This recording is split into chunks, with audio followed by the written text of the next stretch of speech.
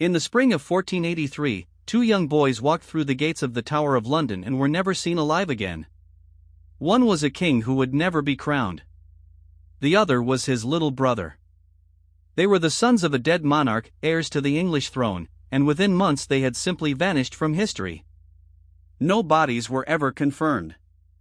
No killer was ever named. More than 5 centuries later, we still don't know what happened inside those cold stone walls. The story begins with the sudden death of King Edward IV in April 1483. He was only 40, and his passing left the crown to his 12-year-old son, Edward V. The boy king had a younger brother, Richard, just 9 years old. Their uncle, Richard, Duke of Gloucester, was named Lord Protector, meant to guard the young king until he came of age. On paper, it was a smooth succession. In reality, it was the beginning of a coup. As the young king traveled to London for his coronation, his uncle intercepted the party, arrested his guardians, and took personal custody of the boy.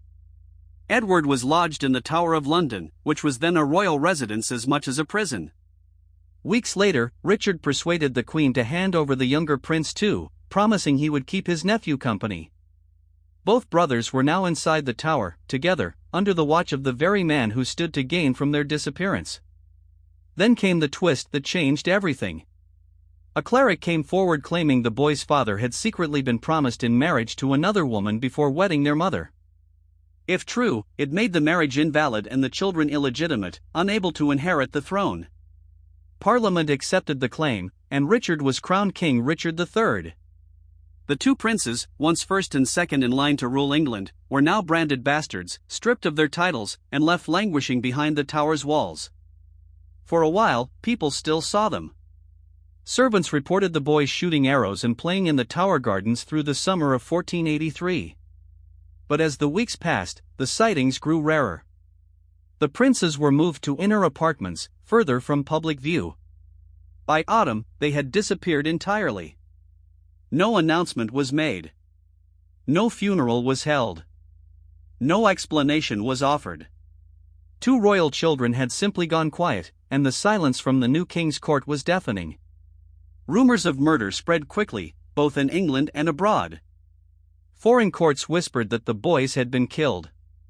An Italian visitor in London wrote that many men burst into tears when the young king's name was mentioned, believing he was already dead. Yet no one could prove it. The bodies were never displayed, which would have been the obvious way to crush any rebellion by a pretender. That absence has fueled centuries of speculation. Were they dead, hidden, or smuggled away? The most obvious suspect has always been Richard III. He had the motive, the opportunity, and control of the tower. The Tudor historians who wrote after his death painted him as a cold-blooded child killer, and Shakespeare immortalized that image in his hunchbacked villain. But those accounts were written under the dynasty that overthrew Richard, giving them every reason to blacken his name.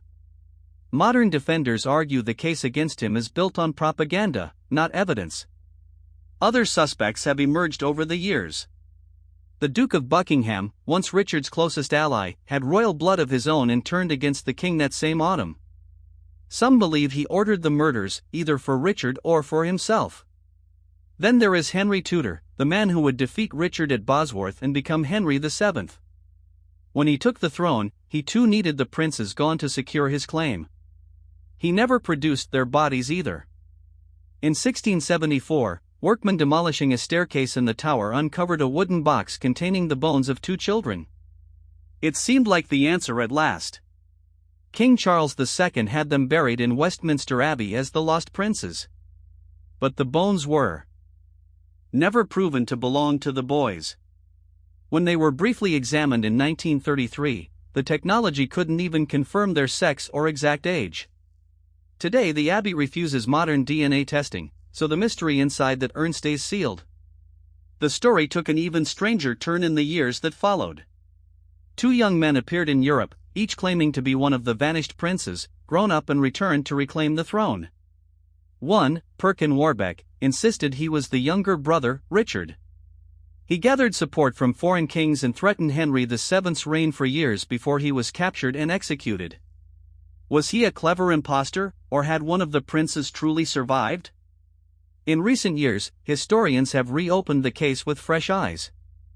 Some researchers claim to have found documents suggesting at least one prince lived on under a false name in the English countryside. Others point to newly analyzed records hinting the boys were spirited abroad.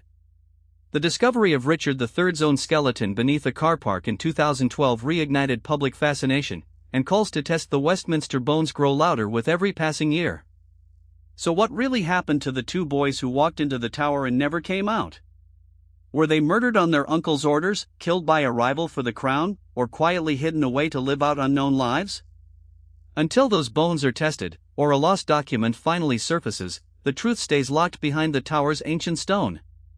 The princes in the tower remain England's most haunting royal mystery, unsolved after more than 500 years.